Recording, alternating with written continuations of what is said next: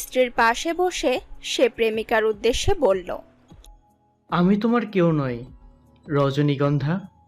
আমাকে ভুলে যাও, বরং মনে রাখা কষ্টের বিষয়। বেলি অধর যুগল চেপে কান্না আটকানোর প্রচেষ্টা করল, কিন্তু হায়, অশ্রুগুলো তো স্বীয় প্রকৃতি অনুসারে নির্লজ্জ। চোখের কার্নিশ অতিক্রম করে পুরুষটির পা জোড়ার উপর পড়ল। উষ্ণ নগণ্য সিক্ততায় কেঁপে উঠল যুবতীর কোলে থাকা পা জোড়া। রামিম অসুস্থ দৃষ্টিতে দেখছে। বেলিকে সে প্রেমিকা নয়, বরং মন সরোবরের জলকন্যা বলে মনে করে। অল্প কয়েক মাস আগে কত স্বপ্ন নিয়ে বেঁচেছিল তারা, ভাবতে পারে না সেসব। ফুসফুস কাঁপিয়ে কাশি ওঠে। তটিনী তড়িঘড়ি করে রামিমের পিঠে হাত দিয়ে বলল, শান্ত হও, এত কথার দরকার নেই, বেলি বুঝবে। আমি কিছু বুঝবো না তটিনী আপু, কিচ্ছু নয়। ফাঁকি নিয়ে নিজ বন্ধুকে তো বিয়ে করে নিলেন। রামিম তাকে বাধা দিয়ে বলল, অল্প সময়ের জন্য। আমি বোধ হয় আজ চলে যাব বেলি, এই মেয়েটার জেদের কাছে। কিন্তু একদিনের জন্য হলেও সেই অধিকার তো আমার ছিল। রামিম, যাক, আপনি সুস্থ হয়ে উঠুন, এরপর সুন্দর সংসার হোক আপনার। শেষের বাক্যটি বলতে গিয়ে বেলির নিঃশ্বাস ভারী হয়ে উঠল। ভালোবাসায় এত দুঃখ?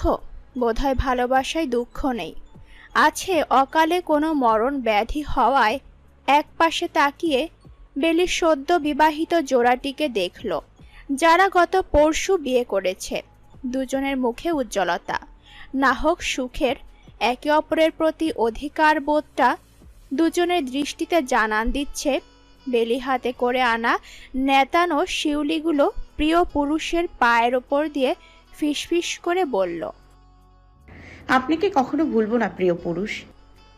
অসুস্থতার ফলে নিভু নিভু কণ্ঠে রামিম জবাব দিল, আমাকে মনে রেখো না রজনীগন্ধা।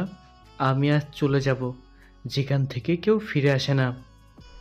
অতি সন্তর্পণে রামিমের পা দুটো রেখে বিছানাতে রেখে দিল বেলি। তটিনী নিজ স্বামীর মাথায় হাত বুলিয়ে দিচ্ছে। অকস্মাৎ বেলি নিজের ভেতর উষ্ণতা টের পেল। এ অধিকার তো তার ছিল, অথবা নয়। সে দ্রুত বের হয়ে যাচ্ছে দোতলা এই বাড়িটির থেকে। কখনো সে এখানে আসবে না। 18 বছর বয়সী যুবতী বেলি নিজ পণে অটল ছিল সেদিন অবধি, যেদিন রামিমের জন্য আগরবাতি জ্বালানো হলো। প্রতিবেশী ছিল তার পুরুষটি। সেখান থেকে প্রণয়, অথচ হুট করে জানা গেল কঠিন অসুখ হয়েছে তার।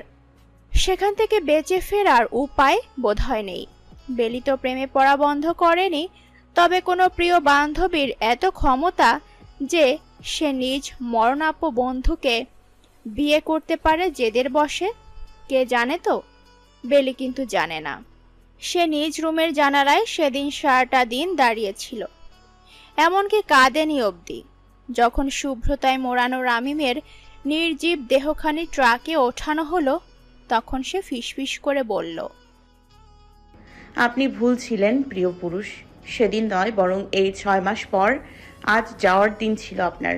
তাহলে কেন আমার জায়গায় অন্য কেউ এ সময়গুলো পেল? দুঃখবোধের শীতলতায় সে শিউরে উঠে পুনরায় বলল, আমি কখনো আর প্রেমে পড়ব না, কখনো না।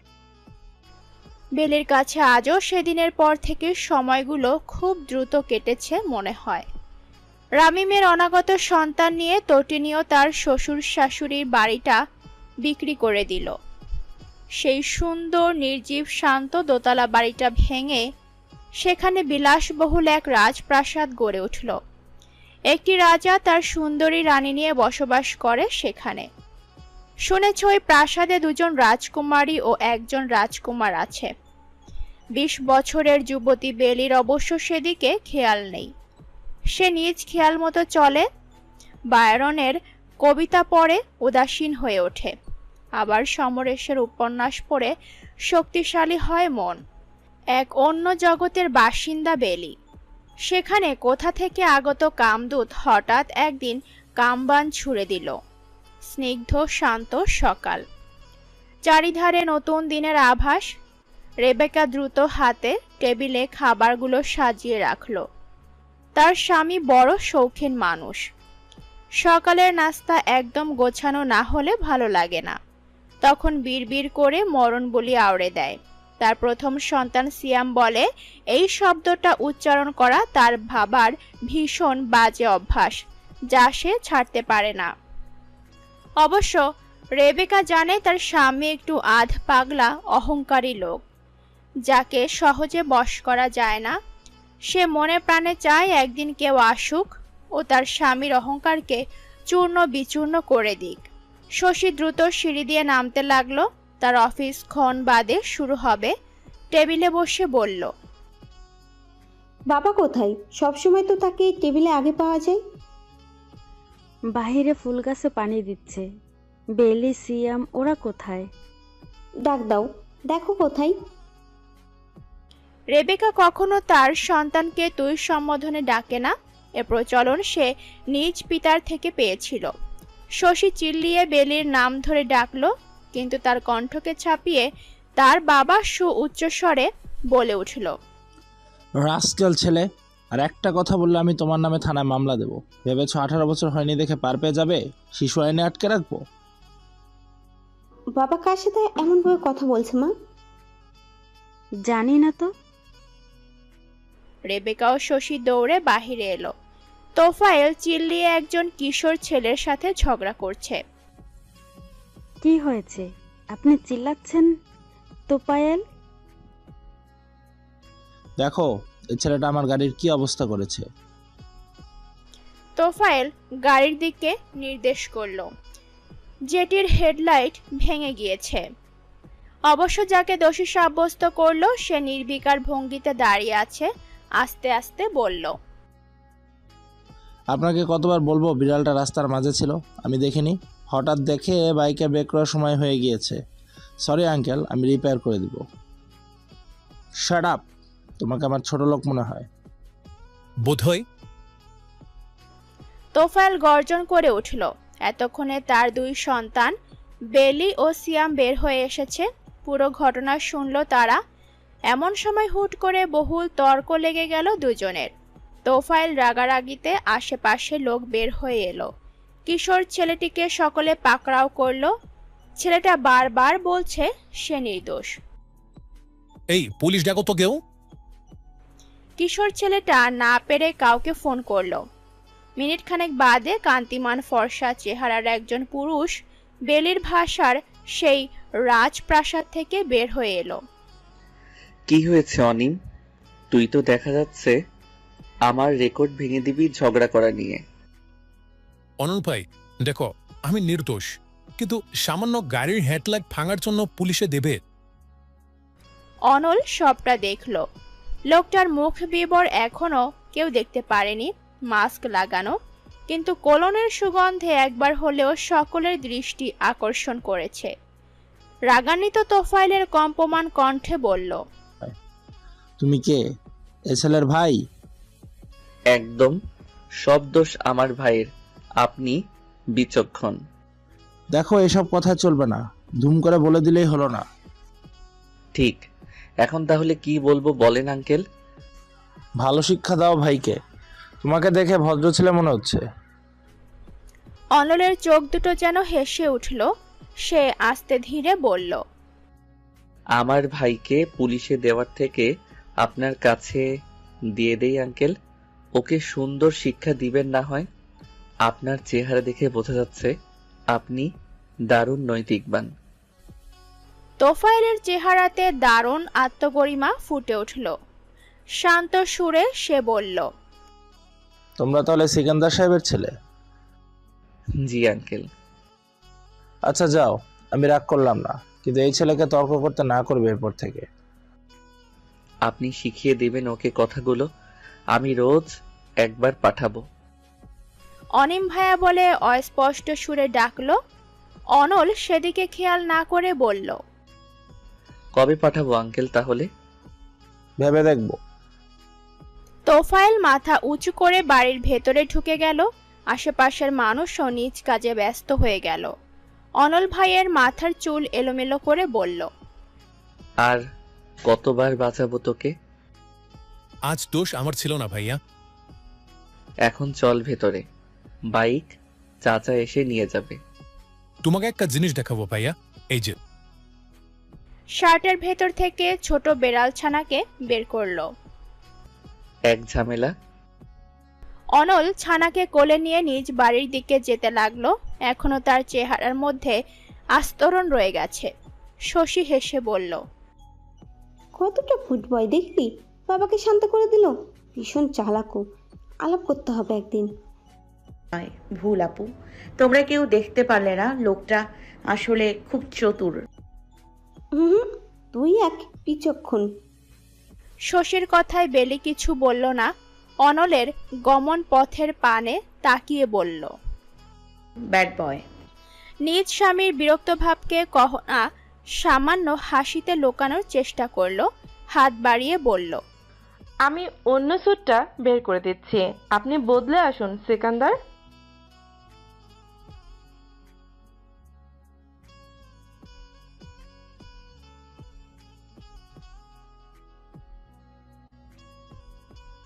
আপনি সামান্য ব্যাপারে অতীত টেনে নিয়ে এলেন কেন? কহনার গলার সুর কেঁপে উঠল, কিন্তু চুপ হয়ে গেল সে। তার যমজ দুটো বোন ছিল। আশ্চর্যভাবে কহনা ও অহনার স্বভাবও পুরোপুরি এক। সিকান্দার মূলত অহনাকে পছন্দ করলেও তার ভুল বর্ণনায় কহনা স্ত্রী হয়ে গিয়েছে। তবে সেই শোক মানুষটি ভুলতে পারেনি। তাই তো কহনাকে স্ত্রী রূপে এত বছর পরেও দ্বিধা ভরে মেনে চলে। দীর্ঘ শ্বাস ফেলে সে ডিভানে বসে টিভি অন করলো। রান্না বড় প্রিয় তার, তাই নতুন নতুন রেসিপি দেখে রোজ। কি দেখে আমার বাবাকে বিয়ে করেছিলেন মা? অন্তত তাকে তেতো পান বলা চলে না? ঠিকঠাক ফ্লেভার না অন্য কিছু? কোথা থেকে আসা হলো দুষ্টু ছেলে? কার এলি বা কখন? সারা রাত তুই বাসায় ছিলি না? অনল কপালে হাত রেখে বলল, মা, বিয়ে করেছি তো, বউ আসতে দেয়নি রাতে। কহনা দৃষ্টি ছোট ছোট করে ফেলল। ছেলেটি তার এমন মজা সবসময় করে, মাঝে মধ্যে মনে হয় সত্যি বলে কিনা। অনলের হাতখানা চেপে ধরে বলল, সত্যি তো বিয়ে করিসনি? মিথ্যা বিন্দু মাত্র নেই। একটা কথা জানো, পাশের বাসায় ঠিক মিস্টার সিকান্দার 2 আছে। নাম যেন কি মনে নেই, একদম তার মতন। আমার ধারণা মেলাতে হারিয়ে যাওয়া 2 ভাই। ওই যে সেই লোকটা যে অনিমের বিরুদ্ধে কেস করতে চেয়েছিল? জি, তার স্ত্রী অনেক সুন্দর মা, আমি ক্রাশ খেয়েছি। স্ত্রী নাকি দুটো মেয়ে আছে তাদের মধ্যে কাউকে?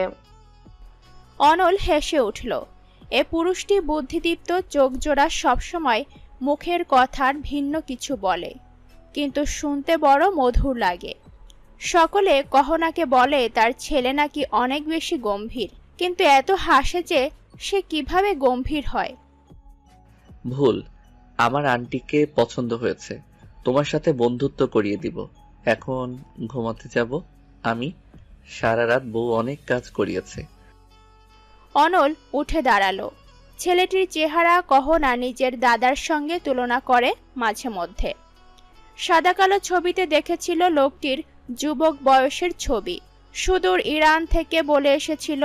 তার মনে হয় রূপ, বুদ্ধিমত্তা ও বিচক্ষণতায় অনল সেই তার দাদা।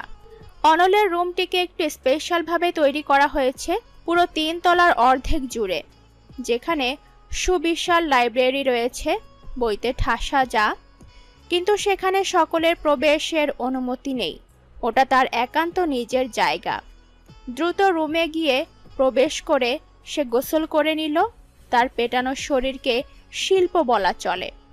একটা ফোন কল আসায় বাথটাব থেকে তা রিসিভ করে বাহিরে এলো, যেন শরীরের অধিকাংশ অনাবৃত হয়ে আছে। বেলি আজ অনেকদিন পর ডান দিকের জানালাটি খুলল, যেন রুমে একটু রোদের দেখা মেলে। আগেই জানালা দিয়ে রামিমের সাথে প্রেম করত সে। স্মৃতি থেকে বাঁচতে খুব বেশি খোলে না, খোলার পরে মৃদু সমীরণে তার চুলগুলো দোলা খেলো। উষ্ণ শ্বাস ফেলে ওপরে তাকিয়ে দেখলো একজন সুপুরুষ দাঁড়িয়ে ফোনে কথা বলছে। শারীরিক গঠনে অনুমান হলো এটি সেই ছেলেটি যাকে সে ব্যাড বয় বলে সম্বোধন করেছিল। সেদিন মাস্ক থাকায় চেহারা দেখা যায়নি। বেলি খেয়াল করলো ছেলেটিকে সুন্দর না, বেশ সুন্দর বলা চলে। ওই যে শরৎচন্দ্রের বিপ্রদাস চরিত্রের মতন।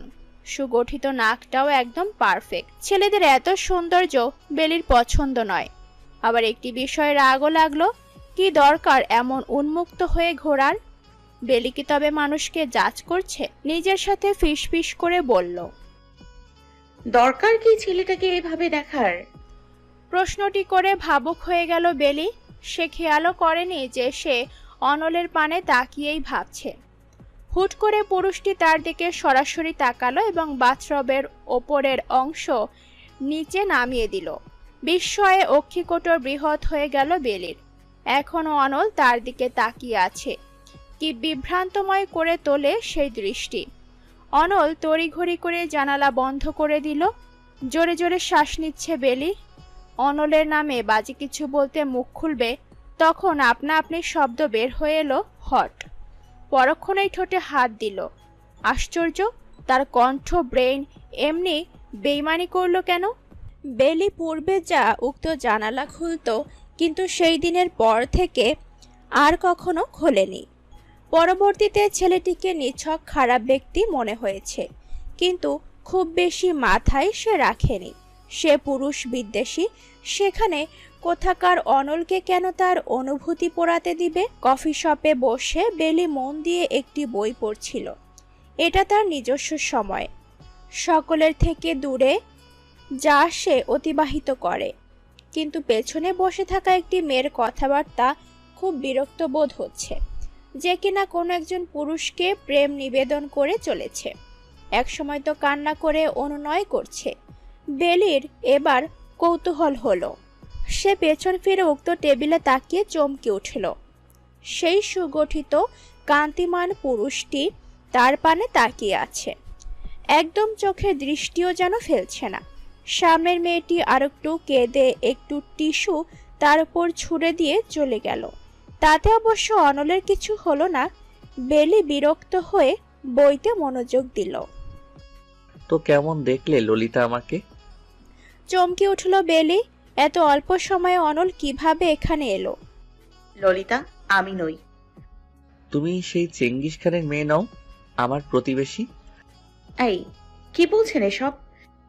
অনল একটু সামনে ঝুঁকে বলল, আমাকে সেদিন কেমন দেখলে? ভেবেছিলাম আর একটু হলে আমার সৌন্দর্যে জ্ঞান হারিয়ে ফেলবে। আমি আপনাকে দেখিনি সেদিন। আকাশে মেঘ জমেছিল কিনা পরীক্ষা করছিলাম। আবহাওয়ার রিপোর্ট পড়ার প্র্যাকটিস করছি। কথাটা বলে বেলি বইতে নিজের মুখ লুকালো। অনল হিসেব করলো মেয়েটির বয়স কত হতে পারে। কথাবার্তা মুখটিতে এখনো বাচ্চামো স্পষ্টত। দারুণ মিথ্যাবাদী।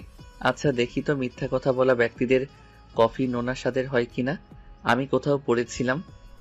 অনল অনুমতির অপেক্ষা না করে কফিতে চুমুক দিল। বেলি তেতে উঠল তার। স্বভাবে কিছুটা সে নিজের পিতা তোফায়েলের মতন। আপনার সাহস কিভাবে হলো আমার কফি খাওয়ার? এভাবে। পুনরায় কফিতে চুমুক দিল অনল। বেলির এত বেশি পরিমাণ রাগ উঠল যে চোখে অন্ধকার দেখছে। সে জানে এমন পুরুষদের কিভাবে শায়েস্তা করতে হয়। সে উঠে এসে অনলের শার্টের কলার ধরে বলল, জানেন আপনাকে এক্ষুনি চাঁদের দর্শন করিয়ে আনতে পারি। চাঁদ হবে না জুপিটার যাব চাঁদে। তোমার মতন রোমান্টিক মেয়েরা যায় মাই ললিতা। আবার ললিতা? আমি রোমান্টিক নই। পুরো দোস্তর। হাত কাঁপছে বেলির। সে কি অনলকে একটি ঘুষি দিবে যদি উল্টো তাকে দেয়? অনলের শার্টের বন্ধনে ফুলে থাকা আর্মস দেখে সেই চিন্তা বাদ দিল সে। ওদিকে পুরুষটি তার কফি পুরোটা খেয়ে ফেলল। বেলি অতিরিক্ত রেগে কেঁদে ফেলল। আশ্চর্য, সে এত অদ্ভুত বিহেভ করছে কেন? অনল কোনো প্রতিক্রিয়া না দিয়ে বলল, হয় রাগ দেখাও তা নয় কান্না করো। তবে দুটোতে তোমাকে সুন্দর লাগছে ললিতা। আমি ললিতা নই। তাহলে? বেলি নিশ্চুপ থেকে বই নিয়ে দ্রুত চলে যেতে গেল। কিছু দূর গিয়ে আবার ফিরে এসে বলল, ধরুন আমি 3টা সিপ নিয়েছিলাম। কফি সেটির দাম 10 টাকা। আমি আবার পুরুষদের ঋণ রাখি না, বরং হ্যাঁ, আমি আর একটাও বেশি দিব না। কিন্তু তোমাকে কেন আমি লিও বলে সম্বোধন করি সেটা জানো অরুণ? কারণ তুমি সিংহ, যুদ্ধ যাকে হারানো কঠিন। ভালো কথা বলো মৌনতা। তোমার সঙ্গে আমার প্রেমের সম্পর্ক নয় যে বসে বসে সুন্দর কথাগুলো শুনবো। মৌনতার মুখবিবর জুড়ে আরক্ত মেঘ জুড়ে গেল। সামনের কাগজগুলো অনলের দিকে ধাক্কা দিয়ে দিল। বিরস মুখে বলল, পর এগুলো, তুমি যা চাও সেটা কখনো সম্ভব নয়। অনল সেদিক পানে তাকিয়ে বলল, পড়বো না, তুমি নিজের মুখে বলো মৌনতা। এতে কাগজের কথাগুলো বদলে যাবে। তোমাকে কথা বলতে দেখতে ভালো লাগে। মৌনতা ভ্রু কুঞ্চিত করে শুধালো, তুমি নিজেকে কি ভাবো অনল? একমাত্র তোমার লিও, শুধু তোমার লিও।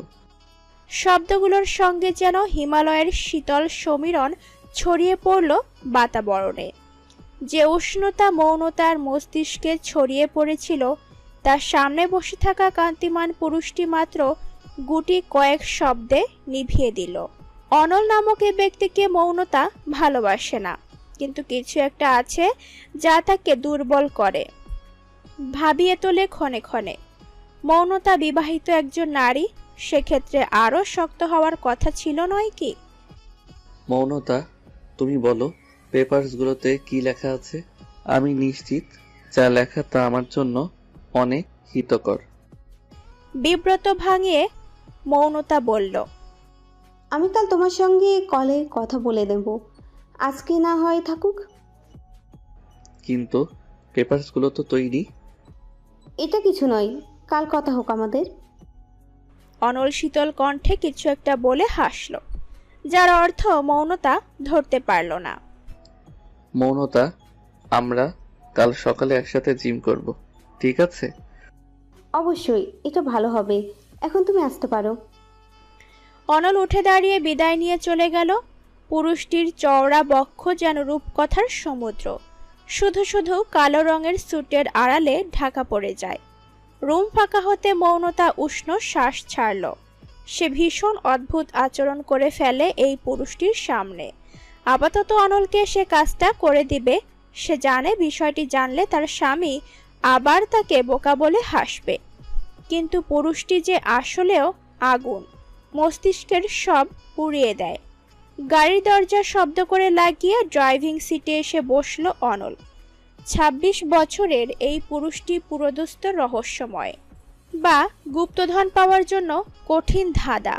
কোনো সন্ধানী আজ অবধি যা সমাধা করতে পারেনি। মৌনতার কথা মনে হতে অনল নিজের সঙ্গে বলল, চতুরতায় জড়ানো নির্বোধ নারী। আপনি অতিমাত্রায় বোকা একজন নারীকে বিয়ে করেছেন এমাদ ভাই। সে এবারও রাজি হয়ে গেল আমার কাজ করতে। পাশ থেকে ফোনটা বের করে কারো নাম্বারে কল করলো। ওপাশ থেকে উত্তেজিত সুরে কেউ বলল, সত্যি? মৌনতা বলেছিল তোমার বাবাকে মোটেও এবার ডিলটা দেবে না। আশ্চর্য ছেলে, কিভাবে যে আমার বউকে বোকা বানাও। কারণ সে মস্তিষ্কের দিক থেকে আমার কাছে দুর্বল। আপনি তো সেটা বিশ্বাস করেন না। ভুল, সে আমার কাছে সব দিক থেকে দুর্বল, কিন্তু অতিমাত্রাতে তুমি বুদ্ধিমান, এবং সে নিজেও তা। তবে কখনো কখনো তাকে কনফিউজ করে দাও। তুমি মানুষকে দারুণভাবে নিচের দিকে টানতে পারো। আমি খুশি ওকে হারাতে দেখতে। আচ্ছা এমাদ ভাই, আপনার স্ত্রী আমার কিছু ছোট ছোট কথায় বিভ্রান্ত হয়ে যায়, এতে আপনার রাগ হয় না? আমি সত্যি কথায় তার সাথে ফ্লার্ট করি। মোটেও না, কথা বললে কি হয়? অনলের একবার স্মরণে হলো সে জবাবটা দিবে এটা বলে যে কোনো পুরুষের সাথে এভাবে কথা বললে অনেক কিছু হয়। নারী শুধু তার প্রিয় পুরুষের কথায় বিভ্রান্ত কিংবা হতবুদ্ধি অবস্থায় চলে যাবে। কিন্তু কথাটি বলা হলো না, কারণ মানুষকে ধোকাতে বাঁচতে দেখতে সে ভীষণ খুশি অনুভব করে। এমাদের কথাকে সায় দিয়ে সে বলল, সঠিক বলেছেন, আপনার সাথে পরবর্তীতে কথা হবে। আপাতত সিকান্দার বন্ধুকে খুশির খবরটা দিয়ে নেই। তোমার বাবা যদি জানেন এভাবে বন্ধু বলে ডাকো, তবে তোমাকে নির্বাসিত করবেন। এই কারণে জানবে না। ফোন রেখে দিলে ড্রাইভ করে সোজা বাড়িতে এলো অনল।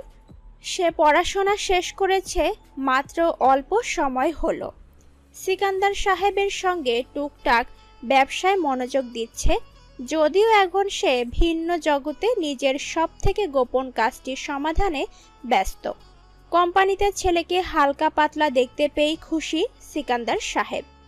আর যা হোক, নিজের খরচ নিজে বহন করার মতন সামর্থ্যবান অনল।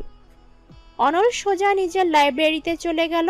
একটা গুরুত্বপূর্ণ বই নিয়ে আবার বের হবে এমন সময় দেখলো ডান দিকের আড়াল করার জায়গাটিতে একটি মেয়ে বসে কিছু একটা করছে। নিজের বইগুলো নিয়ে খুব যত্নশীল অনল, তাই মেয়েটিকে দেখতে পেয়ে শুধালো। কে আপনি? চমকে উঠল যেন কন্যাটি, সোজা হয়ে দাঁড়ালো। এতক্ষণে বেলের মুখ দর্শন হলো অনলের, তবে মুখের ভাব পরিবর্তন না করে বলল, এখানে কেন? প্রশ্নটির সঙ্গে নিচে তাকিয়ে দেখল তার একটি ভিনটেজ বই কমপক্ষে কয়েক খণ্ড হয়ে নিচে পড়ে আছে। পুনরায় বলল, এই বইটির এহেন অবস্থা কেন হলো? বেলি খুব নিচু স্বরে বলল, রেয়ার এডিশন দেখে হাতে নিয়েছিলাম, পরবর্তীতে হয়ে গেল এমন। ললিতা, তুমি কিন্তু কারো ঋণ রাখো না। এই বইটার এখন কোনো সৌন্দর্য নেই, তাহলে বলো কিভাবে আমার ক্ষতিপূরণ করবে? দেখেন, আমি অন্ধ নই, দেখতে জানি। আমি অবশ্যই ক্ষতির জন্য পেমেন্ট করতে রাজি আছি। বইটা নিলামে উঠেছিল এবং তা $40,000 কিনেছি। করো ক্ষতিপূরণ, আমি অবশ্যই চাইবো, করো। অনলের মুখ ভঙ্গি দেখে মোটেও মনে হচ্ছে না সে মজা করছে। বেলি চোখ ঘুরিয়ে আশেপাশে রাহিমাকে খুঁজল, যে অনলের ছোট বোন এবং যার সুবাদে এখানে এসেছে। ভীষণ খারাপ লাগছে বেলির, কেন যে এখানে এলো। দেখুন, তুমি এতটা দেখাদেখির মধ্যে কেন যাও ললিতা? সোজা সাপটা বলো। আমি বইটাকে ধরিয়ে এনে দিব। আমি ক্ষতিপূরণ চাই। বিষয়টা তো আগের মতন হবে না। টাকার অ্যামাউন্ট তো অনেক, কিস্তির ব্যবস্থা আছে, নিজের পকেট মানি থেকে দিব। বেলি চটজলদি যে কোনো কিছুর সমাধান বের করতে পারে বলে বিশ্বাস করে। কিস্তিতে অবশ্যই অনল রাজি হবে, এটা তার ধারণা। আমার কাছে এর থেকে বেটার অপশন আছে, এবং তা হলো রোজ আমার এই লাইব্রেরি এসে গুছিয়ে যাবে, হয়ে যাবে আমার ক্ষতিপূরণ। শুধু এতটুকু যদি না করি? তুমি ঋণ রাখো না। তোমার বাবা সামান্য কথায় আমার ভাইকে জেলে পাঠাতে চায়, আমিও তাই করতে পারি। এখানে একটু না হয় রং মেশাবো। দেখুন, সেসব করতে হবে না, সামান্য লাইব্রেরি গোছানো, এ আর কি। ভেবে বলছো তো? বেলি ভ্রু কুঞ্চিত করে বলল, এখানে কোনো ভেজাল নেই তো? অনল রহস্যময়ভাবে হাসলো, একটু ঝুঁকে বলল, নাম কি বইটির? ললিতা, তোমার নাম কি? বেলি। অনল হাসলো। পুনরায় আরেকটু কাছাকাছি এলো তার। বেলির নিঃশ্বাস বন্ধ হওয়ার উপক্রম। হঠাৎ অনল ফিসফিস করে বলল, কিন্তু তোমার থেকে তো ডেইজির সুগন্ধ আসছে। ওকে ললিতা, রহস্যকাল জানতে পারবে। আপাতত অনল খুব ব্যস্ত। অনল কিছু না বলে দ্রুত বের হয়ে গেল। পেছনে বেলিকে একরাশ প্রশ্নে কিংবা দুশ্চিন্তে রেখে গেল। মেয়েটি মেঝেতে পড়ে থাকা বইয়ের দিকে তাকিয়ে দীর্ঘশ্বাস ফেলল। তুমি তো ভালো মেয়ে নও। আমার এক বান্ধবীর হাজবেন্ডকে খুব পছন্দ করতে শুনেছিলাম। কে বলেছিল এই কথা? আপনার বান্ধবী? না, ওর স্বামী। মেয়েটি মুঠো ভর্তি করে বাদাম মুখে দিল, যেন তা পৃথিবীর সব থেকে সুস্বাদু খাবার। বেলি নির্লিপ্ত শুধালো, সত্যি রামিম বলেছিল কথাটা? আপনি তাকে চিনতেন কিভাবে? রামিমের বাসায় একদিন গিয়েছিলাম, যখন তুমি জানালায় দাঁড়িয়ে ওর দিকে তাকিয়েছিলে। ও সময় বলেছিল। শুধু এ কথা যে আমি তাকে পছন্দ করি। হ্যাঁ। বেলির কণ্ঠনালীতে কথা আটকে গেল, তবুও অতি কষ্টে সে হেসে বলল, প্রতিবেশী হিসেবে পছন্দ করতাম। দেখেন তো লোকটা কত অসুস্থ ছিল, মায়া দয়া হতো, বুঝলেন? মায়া মনে তো হয়নি তখন। আমার এই সুন্দর চেহারা দেখে মনে হয় যে বেলি অন্যের স্বামীকে ভালোবাসবে? দেখুন তো, বরং অনেক সুন্দর সুন্দর ছেলেকে আমি পেছন ঘোরাতে জানি। মেয়েটি হকচকিয়ে গেল। এভাবে কেউ তাকে কখনো শুধায়নি। সে পার্কে বেলিকে দেখে কথা বলার নিমিত্তেই এসেছিল। ভালো মেয়ে নয় এক কথাটা পরিচিত হওয়ার সময় মুখ দিয়ে নিজে থেকে বের হয়ে গিয়েছে। মানুষ মস্তিষ্কে যা রাখে সেটি তো মুখ দিয়ে বের হয়। হ্যাঁ, তুমি সুন্দরী। আপু, আপনার নাম যেন কি? ফোন নাম্বারটা দেবেন আমাকে। যেসব ছেলেরা পছন্দ করে তাদের লিস্ট দিব। এতে বুঝতে পারবেন রামিম আসলেও আমার পছন্দ ছিল কিনা, অন্তত বিয়ের পর। না থাক, আমি বুঝেছি। মেয়েটি হন্তদন্ত হয়ে উঠে গেল। বেলি এতক্ষণে ঠোঁট চেপে নিজের ভেতরের কষ্টগুলো আটকে রাখলেও তা বের হতে সময় লাগলো না। চোখের কার্নিশ জড়িয়ে ছোট্ট এক বিন্দু পানি গড়িয়ে পড়ল। তৎক্ষণাৎ উঠে দাঁড়ালো সে। আজ আর বাহিরে বসে পড়া হবে না। মিষ্টি রোদকে নিজের অবলম্বন করে হেঁটে চলেছে বাসার দিকে। সদর দরজা দিয়ে ঢুকতে গিয়ে দেখতে পেল তার বাবা বসে আছে। নিজেকে ধাতস্থ করে এলো। মেয়েকে দেখে তোফাইল ডেকে বলল, বেলি, এদিকে এসো, আমার পাশে বসো। বেলি বুঝতে পারল তার বাবা কিছু নিয়ে খুব রেগে আছে। সে কোনো কথা না বলে পাশে এসে বসলো। জি বাবা। সিকান্দার সাহেবের বড় ছেলে এসেছিল, তুমি তার দামি একটা জিনিস নষ্ট করেছো বলে। বিষয়টা কি সঠিক? হ্যাঁ। অন্যের বাড়িতে গিয়ে তাদের পারমিশন ছাড়া কিছু স্পর্শ করার শিক্ষা কি আমি দিয়েছি মেয়ে? তুমি কেন গিয়ে তাদের ক্ষতি করে এলে? এরপর যখন ছেলেটা তোমাকে শাস্তি স্বরূপ রোজ নিজের লাইব্রেরি গুছিয়ে দিতে বললো, তাও যাওনি। এতটা বেয়াদব কবে থেকে হলে? আমি ভুলে গিয়েছিলাম বাবা। বেলির মনে বাস করা ত্রিমাথা শয়তান প্রতিবাদ করে উঠল এই কথায়। সে ভুলে যায়নি, বরং অনলের কথাগুলো হেলাফেলা করেছে শুধু। সত্যি যে ছেলেটা বাড়ি অবধি আসবে তাকে জানতো। মেয়েটিকে ভাবনার অতল সাগর থেকে উঠিয়ে আনলো তোফায়েল। অনল একজন সত্যিকারের সুশিক্ষিত ছেলে। ওর জায়গায় অন্য কেউ হলে টাকা পয়সা নিয়ে চিল্লাতো, কিন্তু সে এই বিষয়ের ধারের কাছেও যায়নি। বরং তুমি যেন শিক্ষা পাও তাই লাইব্রেরি গোছানোর মতন মহৎ কাজ দিয়েছে। শুনলাম ওর কাছে 2000 বই আছে, তুমি এখনই যাবে। কিন্তু বাবা, লাইব্রেরি গোছানো কিভাবে মহৎ কাজ হয়? তুমি আমার উপরে কথা বলবে? তোফায়েল এরপর হুঙ্কার দিয়ে উঠবে সেটা জানে বেলি, তাই চুপচাপ উঠে দাঁড়ালো। এমনি মনটা ভেঙে আছে তার। আবার অনল নামক পুরুষটির অত্যাচার থামছে না কেন? অবসাদ নিয়ে গেটের দিকে পুনরায় হাঁটা ধরল। বিকেলের শেষ রোদ পুরুষটির মুখের এক পাশে এসে লেগেছে, যেন তার ত্বকের সঙ্গে মিশে তা হীরার মতন উজ্জ্বল করে তুলছে। চোখে বন্ধ করে তন্দ্রাতে মগ্ন সে।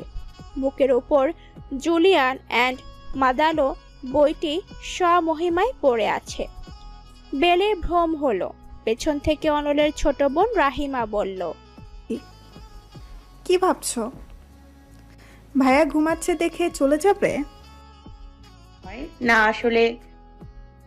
রাহিমা মিষ্টি করে হেসে বলল,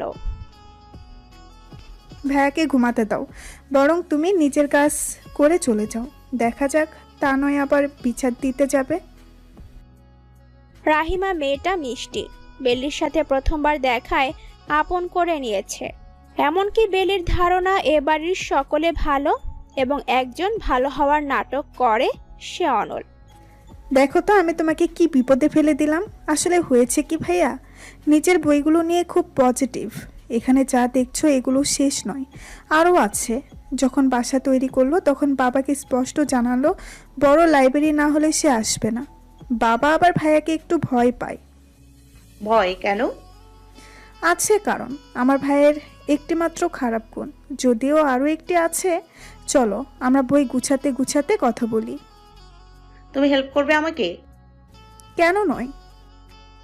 বেলি খুব কৃতজ্ঞ বোধ করলো মাহিমার ওপর। সে বুঝতে পারছে না একজন ব্যক্তির লাইব্রেরি একদিনে এত অগোছালো হয় কিভাবে। রাহিমা মেয়েটা দেখতে সুন্দরী, ভদ্র বটে। অনল ভাই হচ্ছে প্রেমদূত, যার কাছে বিশেষ বান আছে। মানে? মেয়েরা লুভির মতো সেটির দিকে ছুটে আসে। এরকম হয় নাকি আবার? হয়। অনল ভাইয়া কতগুলো প্রেম করেছে হিসাব নেই। যে ব্যক্তি কতগুলো প্রেম করেছে এই হিসাব না থাকলে তাকে প্রেমিক পুরুষ নয় বরং চরিত্রহীন বলবে। বেলি অধর যুগল চেপে ধরল। মুখটা একটু বেশি চলে তার, কিন্তু আশ্চর্যভাবে পেছনে থাকা রাহিমার কোনো প্রতিক্রিয়া শোনা গেল না। সে তৎক্ষণাৎ মাফ চাওয়ার জন্য পেছনে ঘুরে দেখল, মেয়েটা নেই। রাহিমা আপু, কোথায় তুমি? লাইব্রেরির বাহির থেকে জবাব এলো, আমি সিঁড়িতে, একটু পর আসছি বেলি। কথাটি শুনেনি দেখে বেলি খুশি হতে গিয়েও পারল না। অনলের দিকে দৃষ্টি স্থাপন হতেই দেখল ছেলেটা তাকিয়ে আছে তার দিকে, নিষ্পলক, যেন হিমালয়ের শীতল শক্ত বরফখণ্ড চোখের মণি দুটো। বেলি বিমোহিত হলো, নিজেকে ধাতস্থ করে বইগুলো তাকে তুলে রাখছে। পেছনে আগন্তুকের অনুভূতি পেল। দেখুন, আপনার সব বই গুছিয়ে রাখছি। অনল। বাকিটা বলার শক্তি কোথায় মেয়েটির? পিঠে নরম কিছু ছোঁয়া পেল। সে তৎক্ষণাৎ পেছন ফিরে দেখল ময়ূরের পালক। এটা কেমন আচরণ করছেন অনল? মাই ললিতা। বেলির মন নিস্তেজ হয়ে উঠল। কি ছিল এই সম্বোধনে? ভাবনা চিন্তা একেবারে মিটে গেল মস্তিষ্ক থেকে। ওদিকে কোমল গাঢ় হরিৎ পালকটি তার কপাল থেকে ধীরে ধীরে নেমে এসে গলাতে গিয়ে ঠেকল। তা তৎক্ষণাৎ বেলির অধর যুগলে পৌঁছতে সময় লাগলো না। বেলি কি বলবে, কেমন প্রতিক্রিয়া দিবে, এর পূর্বে অনল সন্নিকটে এলো। উষ্ণতার ঝড় উঠল দুজনের মনে। ফিসফিস করে অনল বলল, যদি এই পালকের জায়গায় আমার স্পর্শ হতো তাহলে সেটি হতো চরিত্রহীনতা, আর এখানে পালক আছে, সেটি হলো রোমান্টিসিজম। তুমি কেন হত বিহবল হয়ে গেলে? উচিত কি ছিল না আমাকে কষিয়ে চড় মারা? আমি তুমি কি মাই ললিতা? বেলির কান্না পেল।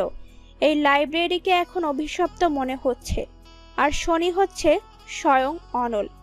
ছেলেটা কিভাবে অবর্ণনীয়ভাবে তাকে দেখছে। একপাশে হেসে বলল, ললিতা, তুমি চাও বা না চাও, এখন থেকে আমার বিষের বানে জড়িয়ে গেলে।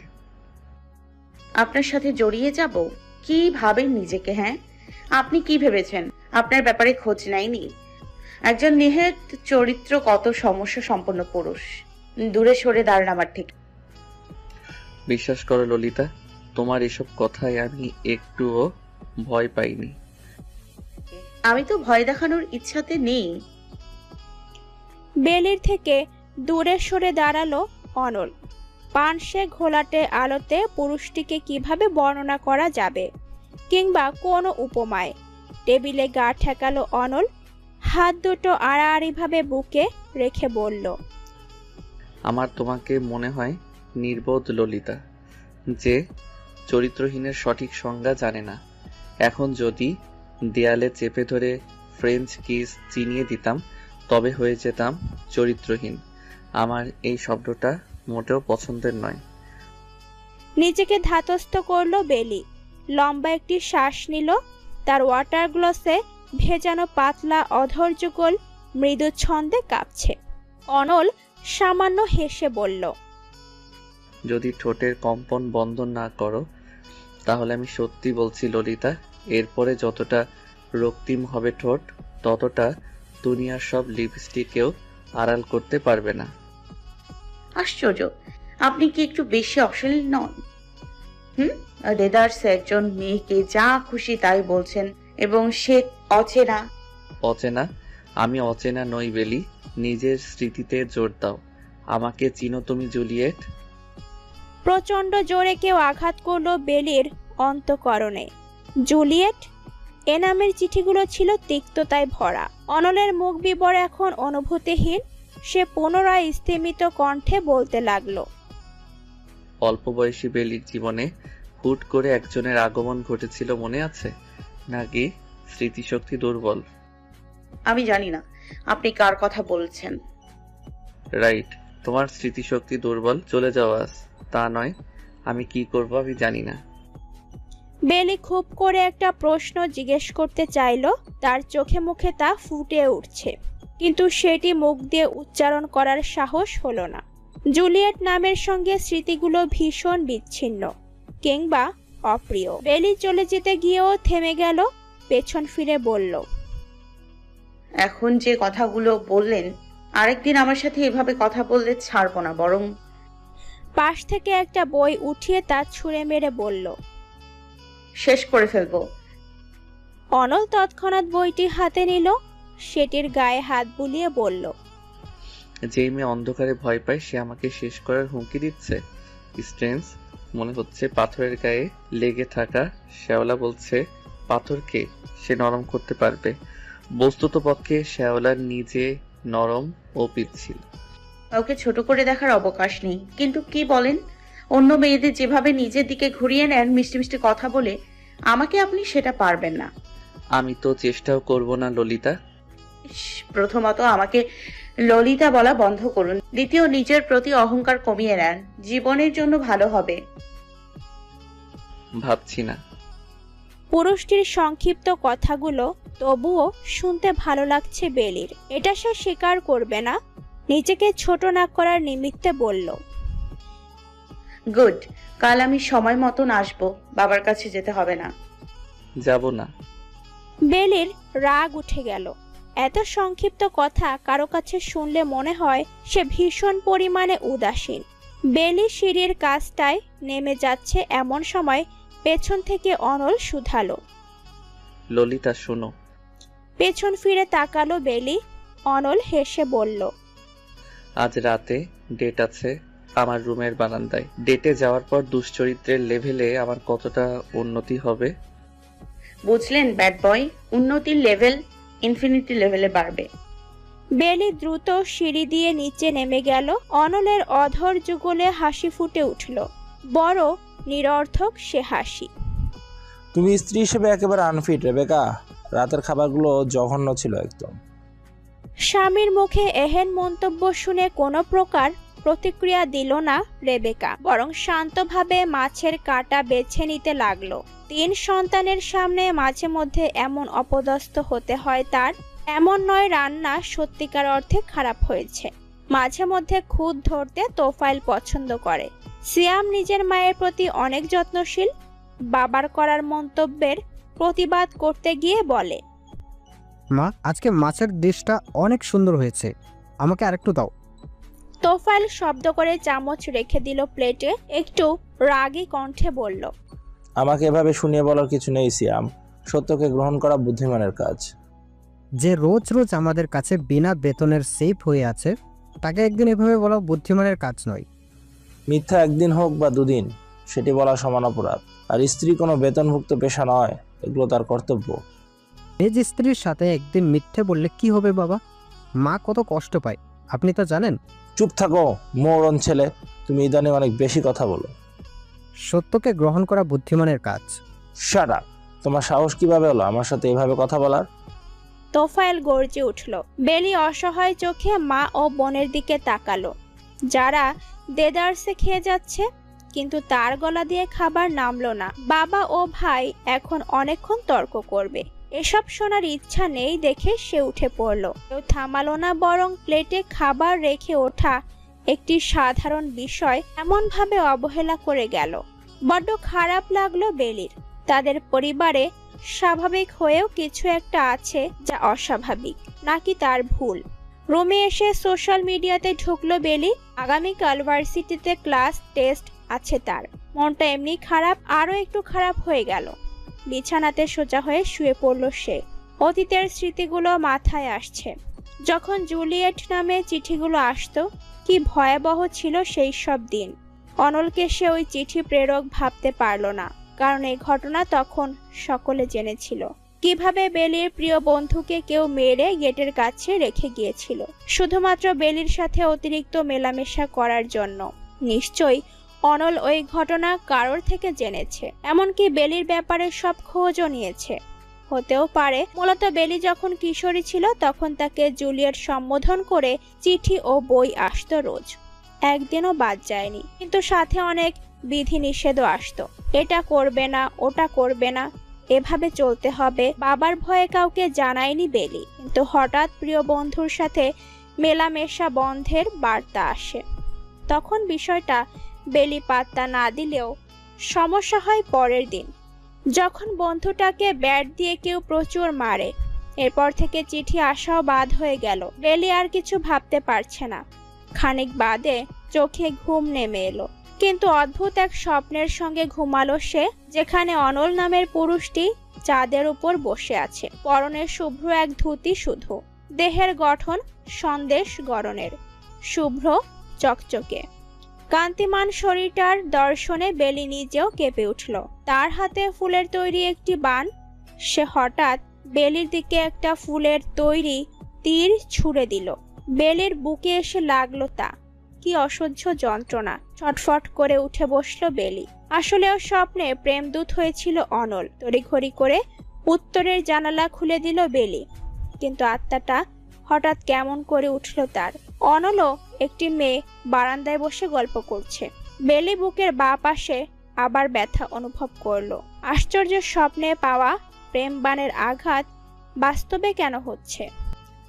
বয়স হয়েছে অযথা বিয়ের নাম নেই তোমার শশী। নিজের জীবন গুছিয়ে নাও, আমি ফিরে আসব এমন কোনো গ্যারান্টি তোমাকে দিয়ে যায়নি। রোজ রোজ SMS করা, কল করা সব বন্ধ করো।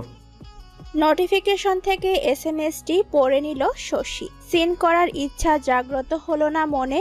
পুরুষ মানুষকে তার ভীষণ অগোছালো লাগে, যারা নিজেদেরকে নিজেরা চিনতে পারে না। কোন মেয়েটাকে জীবনসঙ্গী হিসেবে চায় বা চায় না, এক্ষেত্রে হাজার জনকে পরীক্ষা করে নিবে। ফাহিমের সঙ্গে শশীর প্রেম ছিল তখন যখন তারা উভয়ে ঢাকা বিশ্ববিদ্যালয়ে পড়াশোনা করত। এরপর ফাহিম উচ্চতর ডিগ্রির জন্য বিদেশ চলে গেল। রয়ে গেল শশী এদেশে একা হয়ে, একদম একা।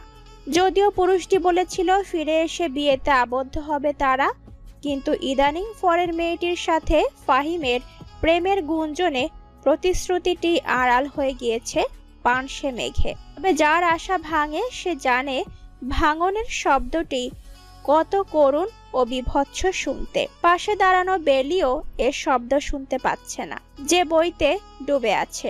বোনের হাত ধরে শশী বলল, বই মানুষকে জ্ঞানী করে তুলে, আর তোকে করেছে প্রতিবন্ধী। রাস্তাঘাটে কিভাবে চলতে হয় এটা ভুলে গেছিস?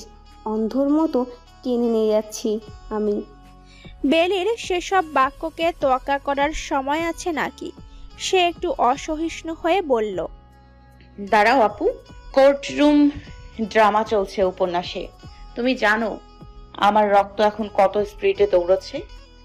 রক্ত তোর রান্না কথা। Same to you. শশী বেলিকে ভয়ঙ্করভাবে বকে দিতে চাইল তাকে গাধা ডাকটি ফিরিয়ে দেওয়ার জন্য, কিন্তু পরিচিত একটি মুখ দেখে নিজেকে সামলে নিল। এটা সেই অনল না বেলি? বেলি আর চোখে শশীর ইশারাকৃত জায়গায় তাকালো। অনল একটি মেয়ের হাত ধরে তাকে নিয়ে বইয়ের দোকানে ঢুকলো। একেবারে জ্বলে গেল যুবতী ললিতার মন। ইস, এত নারী পৃথিবীতে আছে, আর সবার কেন অনল নামক স্বৈরাচারীর কাছে যেতে হবে? শান্তি, শান্তি বলে নিজের অভ্যন্তরে জেগে ওঠা আত্মাকে সে শান্ত হতে বলল। বই বন্ধ করে বলল, তো তুমি কথা বলবে নাকি ওনার সাথে? বলা যায়। আমি বলবো না, তোমাকে কথাও বলতে দিব না। অসভ্য পোলাপানদের সঙ্গে কথা বলা নিষেধ, নিষেধ, নিষেধ। যেন তুই মহারানী, সেভাবে নিষেধ জারি করা হলো আমার মতো অধমের উপর। এই যে রানীর বাস্তবে ফিরে আসুন। আপনি নাস্তানুবোধ হয়েছে দেখে আমি মানুষের সঙ্গে পরিচিত হব না। বেলিকে বাক্য ব্যয় করতে না দিয়ে চলে গেল শশী দোকানের ভেতর। বেলি একবার ভাবলো সে ফিরে যাবে, কিন্তু বোনকে সঙ্গে না নিয়ে গেলে যদি বাড়িতে গিয়ে তুলকালাম করে।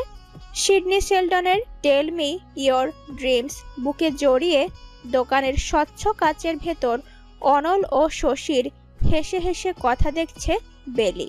ভ্রুগুলো কুঞ্চিত হয়ে উঠেছে তার।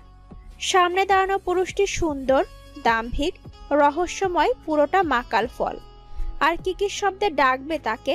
হঠাৎ অনল তার দিকে তাকালো। বেলিকে দেখে শশীকে কিছু একটা বলল। ক্ষণ বাদে শশী বাহিরে এসে বোনকে টেনে নিয়ে ভেতরে গেল।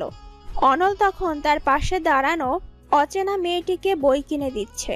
বেলিকে দেখে সরাসরি বলল, মেয়ে, বলো তো আমার বান্ধবী প্রেম সম্পর্কে জানতে পারবে কোন বই পড়ে? তোমার তো অনেক জ্ঞান, ওকে রোমান্টিসিজম শেখাবো। অনলের পাশে দাঁড়ানো সুন্দরী মেয়ে হেসে উঠল। বড্ড মেকি হাসি তা, ওই যে পুরুষদের আকর্ষণের জন্য যা হাসা হয়। আরো এক দফা রাগ উঠল বেলির।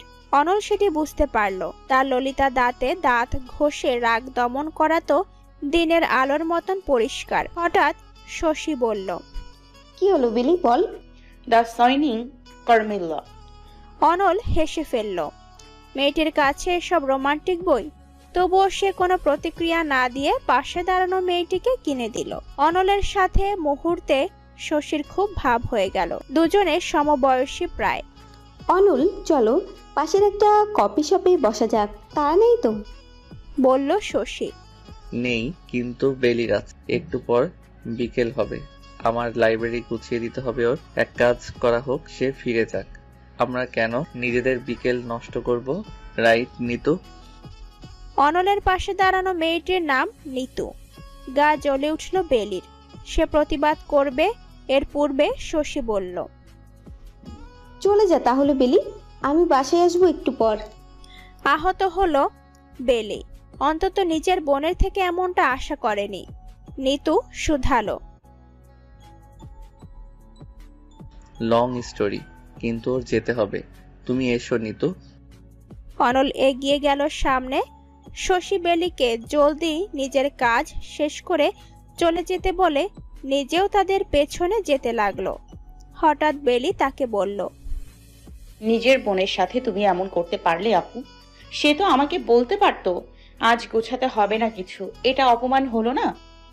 এত অপমানে কি? তুই না বেলি বেশি বেশি চিন্তা করিস, দেখে শুনে বাড়িতে যাস। শশী চলে গেল দ্রুত। বই কেনার ইচ্ছাটি আর বেলির মধ্যে রইল না। ক্ষণ বাদে সে নিজেও বইয়ের দোকান থেকে বের হয়ে এলো। ছেলেটা কে? তোমার সাথে কিসের সম্পর্ক ললিতা? অনলের সরাসরি প্রশ্নে হকচকিয়ে উঠল বেলি।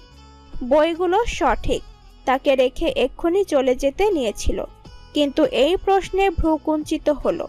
সে পাল্টা শুধালো, মেয়েটা কে? আবার মেয়েটা কে? কি বলতে চাও ঠিকঠাক জিজ্ঞেস করো। আপনি কি বলতে চাচ্ছেন সেটি বলুন আগে। তোমাকে কি শশী বলেনি সরাসরি বাসায় ফিরে আসতে? তাহলে কেন একটা ছেলের বাইকে করে এলে? আমার জীবন আমার মর্জি। আশ্চর্য। অনলের মুখ বিবর হঠাৎ রক্তিম হয়ে উঠল। বেলি বেখেয়ালি হলো। পুরুষটির এই রাগান্বিত মুখকে কিসের সঙ্গে তুলনা করবে সে? কিছু ভাবার পূর্বে অনল জোরে টেনে তাকে টেবিলে বসালো। কোমরে হাত দিয়ে একদম কাছে শক্ত করে টেনে চোয়াল ধরে বলল, মাই ললিতা, তুই জানো আমার কাজ কি নিয়ে? সুগন্ধ তৈরি করি আমি।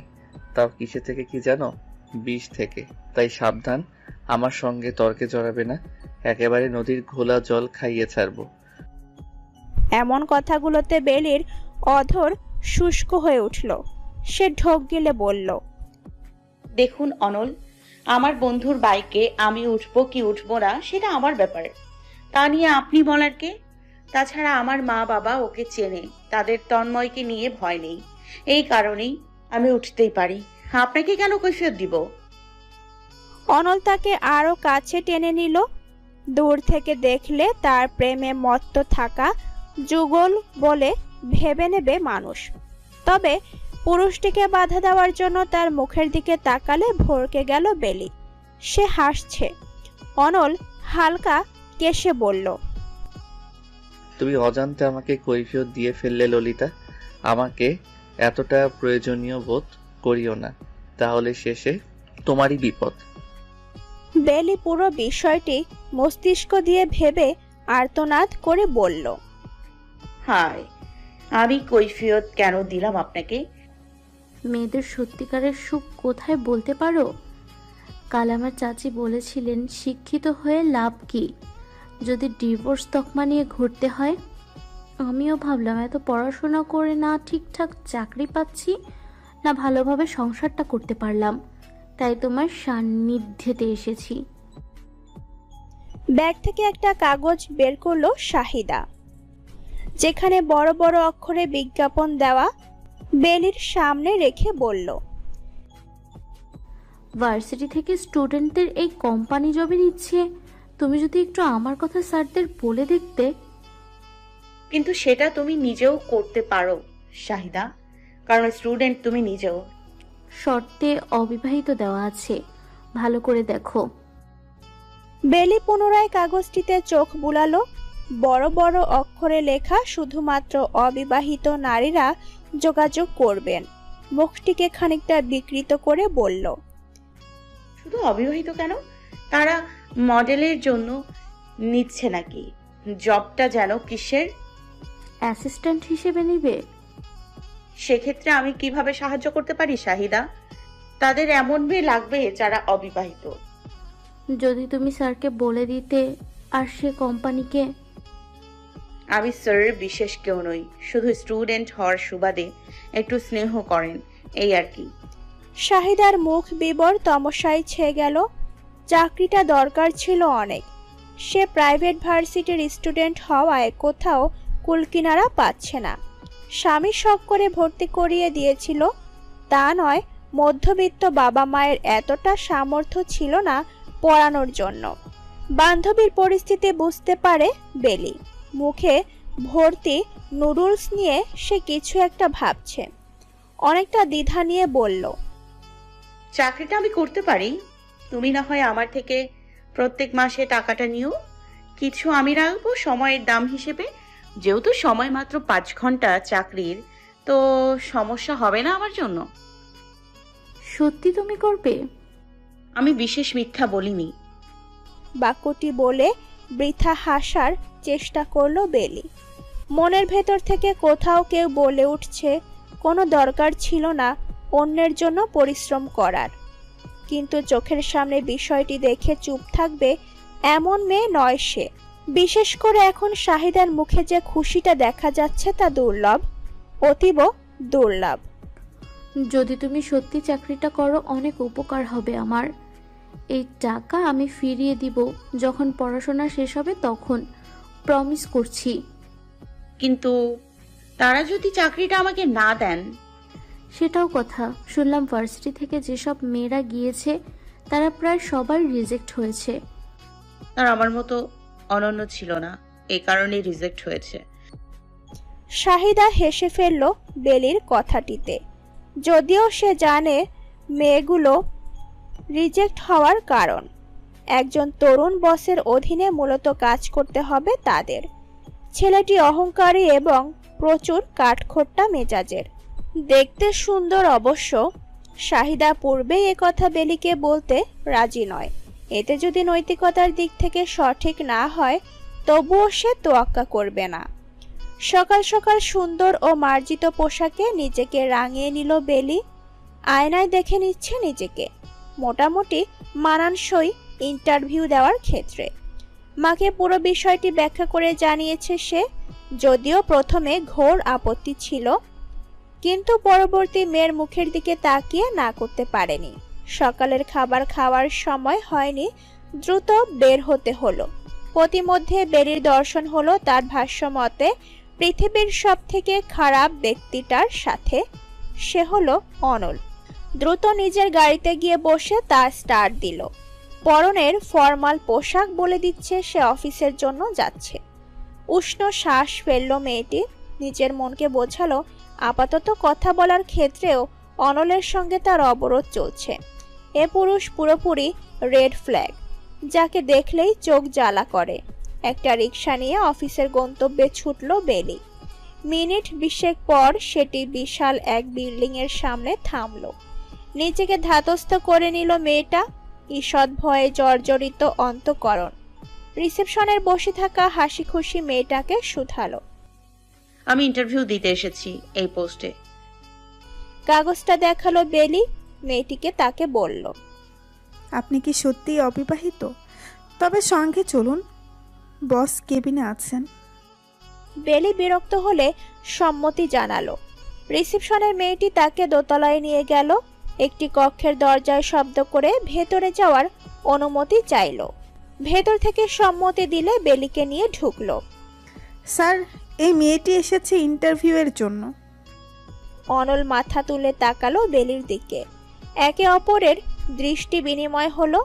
মেয়েটির চোখে বিস্ময় চলছে। অপরদিকে পুরুষটি ডান ভ্রু উঁচু করে বলল,